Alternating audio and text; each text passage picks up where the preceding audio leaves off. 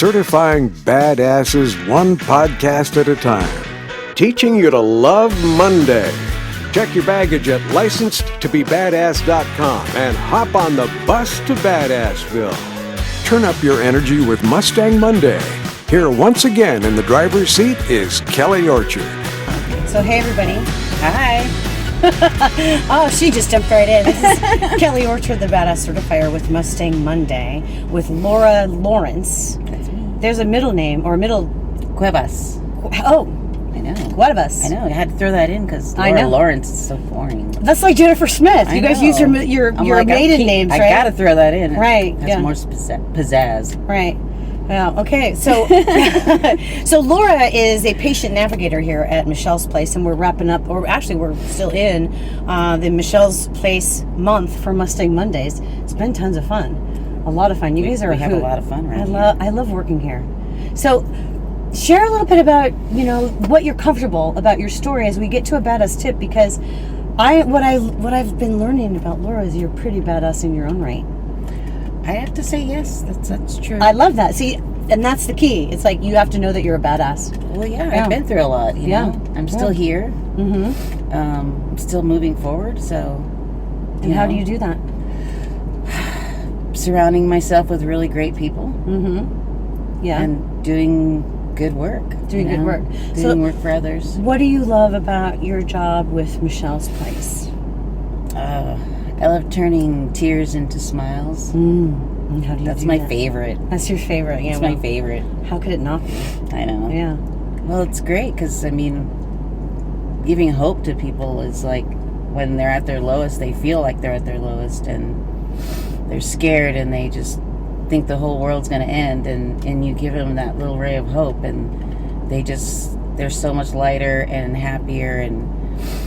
And how do you... Hope is such a huge thing when you feel like you have none. So it's a huge thing to give people, and it's a gift to be able to... Yeah, right. I just did a series of Kelly Orchard's Apple a Day. Was all on hope at the beginning of August. Mm-hmm. Now we're in what to say no to. But hope is really critical, especially in times like this. But it's even more complicated when somebody who's just been diagnosed with cancer comes to see you. You're the first line of who they see when they've been basically referred to or learn about Michelle's Place. Sometimes they come from the doctor. Right from the doctor. Yeah. And it's like, oh my gosh. They have no idea. You don't even know answers, you don't even know anything, Right. So yeah. Well, I remember that diagnosis when I ended up in the hospital, and this is 15 years ago, and I had no idea what even questions to ask at all. No. And that's why when I found Michelle's Place, obviously years later, and what you guys do here, I was like, gosh, I wish I would have had something like this when I was diagnosed with my health issue. And you found your way here how many years ago? 14. Yeah, you've been with Michelle's Place. Well, as a patient, huh? From being a patient, I started out, I was diagnosed in 2007. Started at the end of that year because it was November, so December I was there, and I haven't left. They can't get rid of me. Yeah. Pretty much. So tell me about your transition then, if you don't mind. Which one? Good answer. You pick. But I was referring to, from your diagnosis to becoming an employee of, but you have such an incredible story. I don't want to dictate what you talk about. Okay. Well, I started volunteering the minute I was done with treatment. Mm-hmm. And then I just went full force. It was just such a good feeling to be able to share the love and share the word about Michelle's Place. I used to do a lot of community work.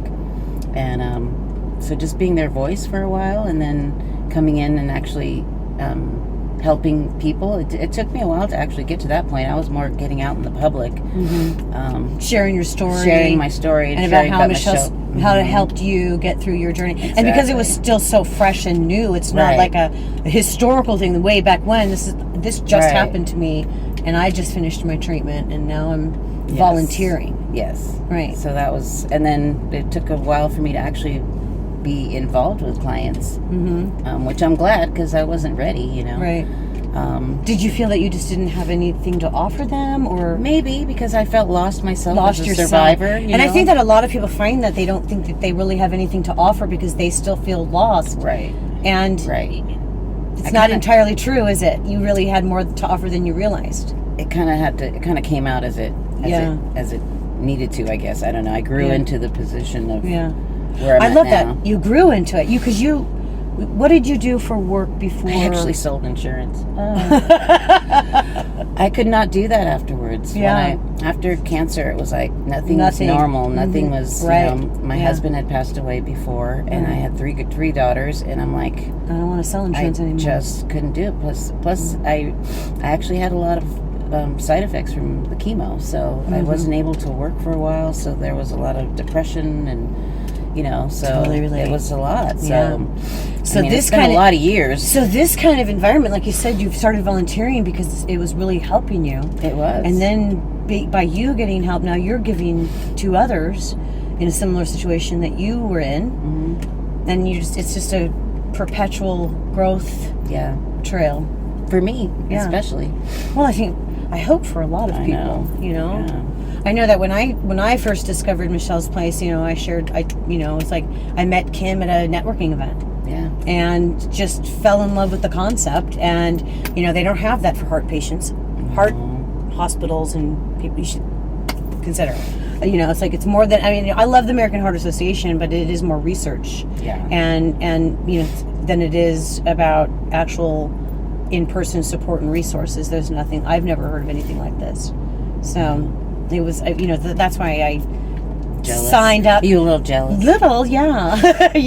But I used to go out and speak about it, and it's like, I know. I love the boobies too. We fell in love with you. I love the boobies as much as anybody else, but heart disease is what kills women more than breast cancer. Very true. So, but still, whoever, it doesn't matter. I love this place, and I love being here, and I love all of you, and fun. It is fun. I think that's the key, is that you are dealing with a very, very intimate, sensitive, sometimes traumatic and heavy topic of cancer. Yeah. But the fact that you can treat it sometimes with a little bit of humor is so important for the healing. It is. For healing. It's important for us because we have to keep things light, because sometimes there's such sad times and heavy moments that, we can't let it affect us to the point where we can't function. So we really need to take care of ourselves, and humor is a big part of it. Yeah. It's what I use for my surviving cancer. Is humor. Tell me a little bit about that. Mel Brooks. Mel Brooks? Mel Brooks. Okay. What do you play videos? I literally play his movies? bought a box set of Mel Brooks DVDs, and my daughters and I just watched tons of Mel Brooks movies and laughed our butts off. Mm-hmm. To this day, we still watch them. They love them. Right. Mm-hmm. And it's just, it was just my, I had to have a tool, and so my tool was humor, of laughter. And I decided to not watch anything that had to do with sadness. Mm-hmm. Anything serious or serious, anything. Nothing. It was all about making myself laugh and being grateful that you survived. And so when you you run the survivorship support group. Yes. And so you use humor in the group. We're always having to laugh. We just do. We support each other. There's times when we're tough. We're having tough times, or someone's having a tough time. Mm-hmm. But we work it through, and then we definitely end up laughing. We have to. Right. Now, so for anybody who's watching that is just discovering about Michelle's Place, how do they sign up for your survivor? So maybe you did survive cancer, but you didn't know about Michelle's Place, so you haven't been here for the resources. They can still come to your support group. Absolutely. If they discover it. Oh, yeah. Right. Yeah. So all they got to do is just give you a Give holler. us a holler. Yeah. And call up Michelle's Place and ask for Laura. That's it. Yeah. Because you're one of the first people that they would talk to anyway, wouldn't they? Yeah. So the procedure goes, somebody walks in and they get greeted by the volunteers at the front desk, and then they're basically sent back to you. You're like the first person. We try to be, yeah. Sometimes they'll get their little items that they need, and then we always try to make sure they come and see us. We have a lot of things to offer. What do you do for fun? You said you have 3 kids? I have 3 daughters and a granddaughter. Right now I'm in the process of moving, so there's not really any fun stuff going on. No, that's not fun at all. It's not fun at all. Yeah. But when you're not moving? When I'm not moving, I'm usually hanging out with my family, Yeah. seeing my daddy, my mama, Mm-hmm. and just talking about babies. We've got so many new babies in my family right now. We just had 2 new ones and another one in September coming Yeah. up. So it's all about the New great life. grandbabies. Yeah, new life. Yeah. Big circle of life coming Yeah. along. Yeah.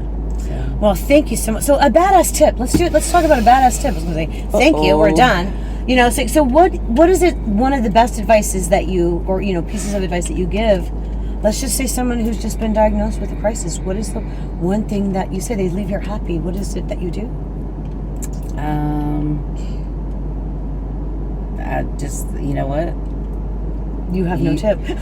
I don't, because Yeah. it always depends on the situation. I'm thinking clinically. No, that's clinically, but not clinically. You know, it's I know. It's Yeah. really about being positive and knowing a that positive attitude. knowing that Yeah. you really are you're stronger than you think. You're stronger than you think. I like that. You're And stronger than you think. There's more that most people can handle, that they just need to do it, and they can do it. Mhm. They can do it, and you're living proof. I'm there to help them. Yeah, so, you're living proof that you can do it, yeah, and now you're here to help to demonstrate that you can do it. yeah. Whatever it is. I had a long few years of dealing with A lot. the side effects, the long-term side effects, the emotional side effects, everything. Mm-hmm. So yeah, I'm still here. Yeah. So I'm Well, happy. rock on, sister. Thank you. We're going to get I you do certified rock on. badass pretty soon. I know. I know. We do. All right. So Kelly Orchard, badass certifier, and Laura Lawrence, almost certified Huevas, badass. Lawrence. Huevas, Lawrence. And we are reminding you, repeat with me, or say this with me, all right? To be bold, be brave, be confident, be badass. If you enjoy these interviews, you can watch videos of Mustang Monday on Kelly's YouTube channel, too. Grab your Badass Habits ebook. Get started on your badass journey. Go to licensedtobebadass.com.